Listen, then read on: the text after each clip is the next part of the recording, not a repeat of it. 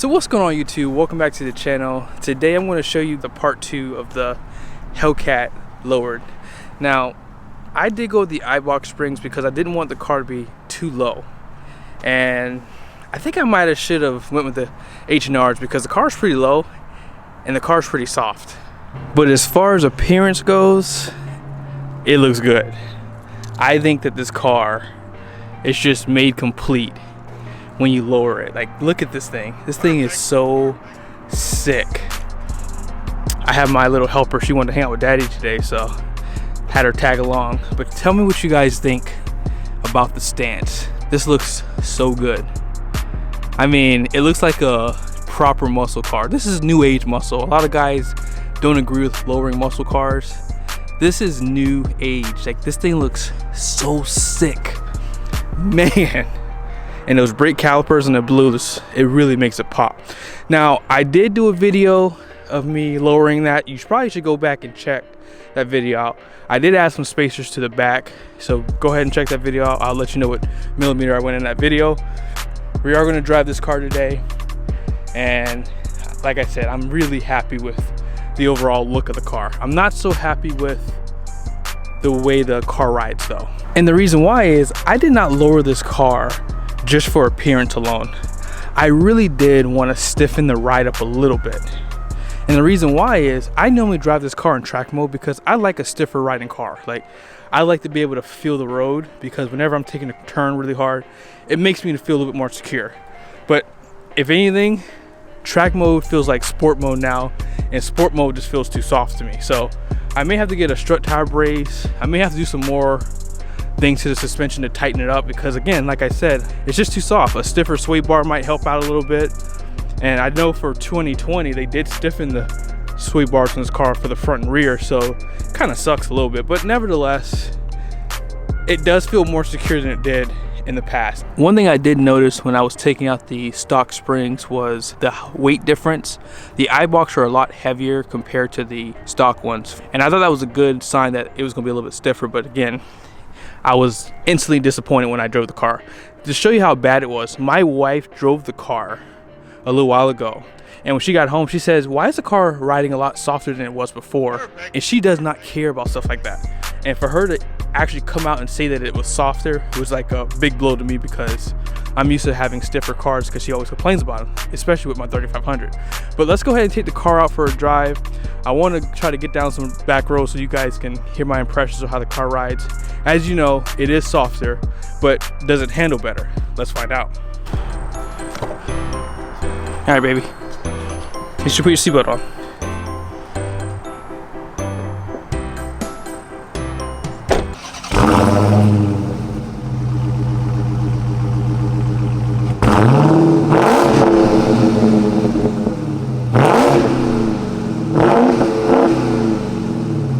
Let's check, make sure my light's coming. All right, here we go.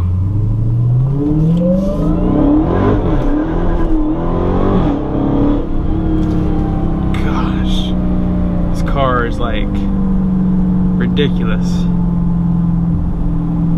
It's really unfortunate this car doesn't come in all-wheel drive, because if there was an option I would have checked that box, because this car has way too much power to just be rear-wheel drive with 305 tires. I can't believe that this car came out with 275 tires.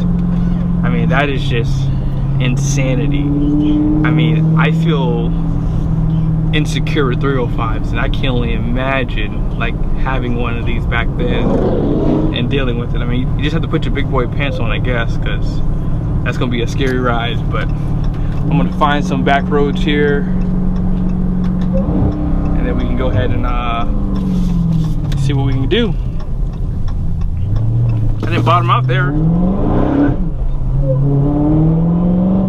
Wow, here we go. Let's go down this road here. There we go.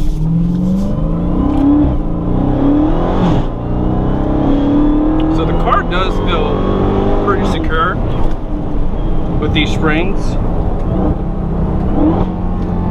But one thing I've noticed is this is not a track car, obviously. So if you are not a great driver, this car will get away from you really easily. imperfections on the roads, the car it gets squirrely because it has just so much power. I think the best way to drive this car on a track is in 500 horsepower mode. And if you're at the drag strip, you can switch it back, but I would not drive this car. Well, I guess I'm lying to you right now because I'm driving it in 700 mode now. But this car is better suited in 500 horsepower mode because it just has so much power. So when you hit it, like, and when you go over these imperfections in the road, it gets away from you so easily. So the one thing I've learned is kind of doing like 50-60% throttle in 700 horsepower mode, and then kind of keeping it in track mode to give it that stiffer setting. Now the springs do feel better going at higher speeds, obviously, because it's a little bit lower, and I feel like with the alignment, I feel like I have the same amount of track on the ground. When I did a 0 to 60 run, and you'll see some older footage in this video that I did, I was able to show you guys, I think, 3 attempts on trying to get a good launch, and I think on the 3rd attempt I got a really low 0 to 60 time. But overall the car does feel planted.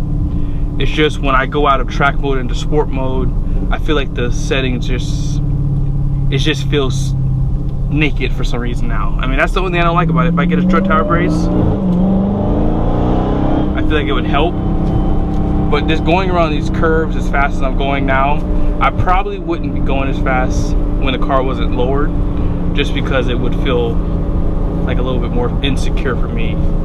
But the car is bumpy in track mode, but if you're just driving normally, it doesn't feel as bumpy. But like, because we're on a back road and because we're going so fast, I mean, hopefully I'm not making you guys sick, but it just gets a little squirrely. But I think that's the best advice you can get is 500 horsepower mode if you're going around turns with this car. This car is too heavy, and it's just too, I don't know, it's just not a good track car. I mean, I think it's just the chassis. Now, if I would have skipped the sunroof, maybe that would have helped a little bit to give me a little bit more rigidity. But that's not why I bought this car. I bought this car really just to go fast. And at the end of the day, this car is definitely doing that for me. And hey, like I said, lowering the car was a bonus. I just turned around in a driveway just now, and it wasn't a steep driveway or anything. It was just a normal driveway.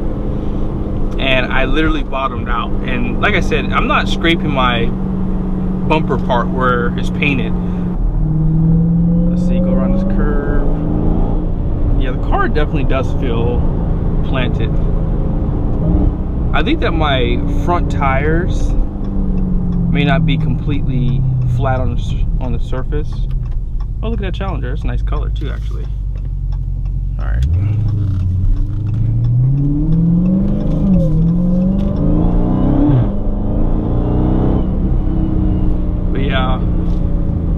The car just feels more secure. And like I said, I'm gonna go down to sport mode just for the heck of it.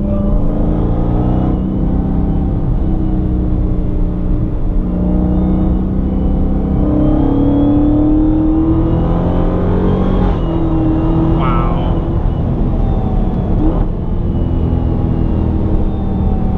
I don't know if you can hear it in the camera, but you can kind of tell that the car is lifting off the ground, and that's what's going to show you that this car is not a true track car. Here's what I'm going to do too. I'm going to drop it down to 500 horsepower mode there. There we go. Oh yeah, this feels so much better. So same curves. And let's see if I can maybe trap a little bit higher speed. This would be a nice little curve here. Oh yeah. Oh yeah, this feels so much better.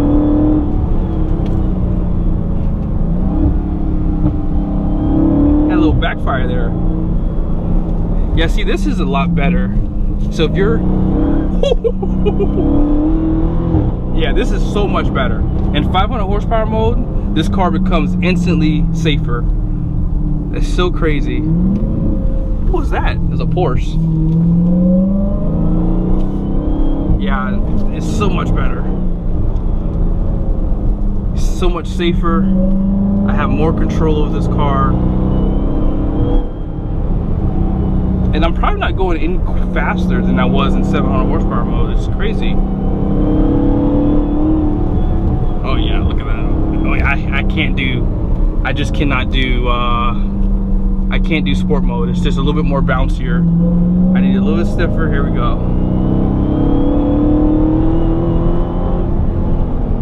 Wow. So good.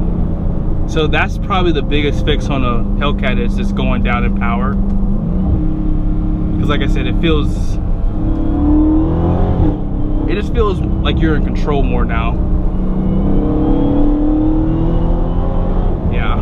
Even going over these imperfections in the road, the car feels so much better. So hope that was helpful. I mean, like I said, this is a nice car. I mean, I love the fact that you can change the power settings on the fly. Like, that's so cool. You just go to drive modes and boom, you have 500 horsepower mode. So I'm gonna give you guys a launch here in a second. I'll do 0 to 60 on this main road here because the speed limit's high. So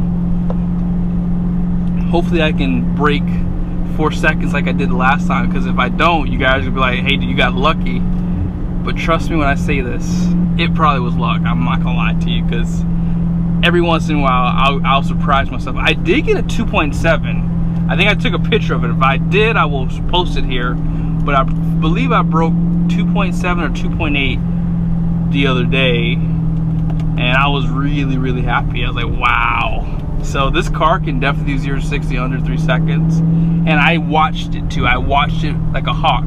And I wasn't spinning. I was literally accelerating the entire time. Now I am gonna do it in drive, and I'm gonna keep it in track. I can never launch this car in track mode, so I'm gonna turn the traction control to sport.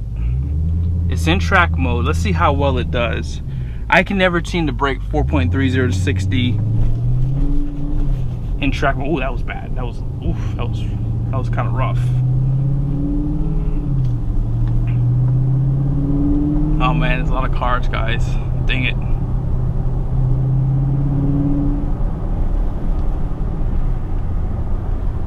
Let's see if I can stop right here. All right, here we go. It's gonna be quickie. Here we go. Ah, it's spinning. Ah! All right, let's start it over. That's what kind of happens sometimes when you hit it. The tires just don't want to get traction. So let's start one more time. Here we go.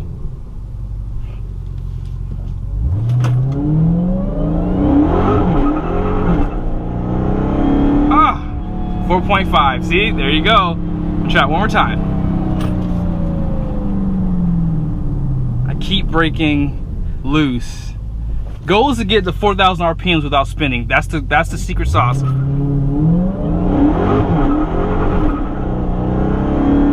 There it is, 3.3, baby. Man, I'm good. 3.3, guys. So I wanted to kind of give you some final points. The Eibach Springs definitely do lower the car, as you can see here. The car does ride a little softer. That might be good for some people. So if you're in the market for lowering your car but you don't want the ride to get harsher, these springs are definitely going to do the trick. Just make sure you get the right part number. In the previous video I did with my Hellcat, I did go over all the part numbers and the wheel spaces that I got, so be sure to check out that video. Last thing I'll say is this. I have heard that some Charger Hellcats had issues with alignment after. My car luckily was within spec, but the problem is if your car does need adjustable camber kits, they are very expensive. So keep that in mind if you are looking to lower your car. I mean, you could spend, I think, like $700 just for the rear and about the same amount of money for the front. So this can get pretty expensive depending on how your car aligns. Obviously you can drive the car that way, you're just going to go through tires quicker. So hope this video was helpful. Be sure to like and subscribe to the channel, and I'll see you guys soon.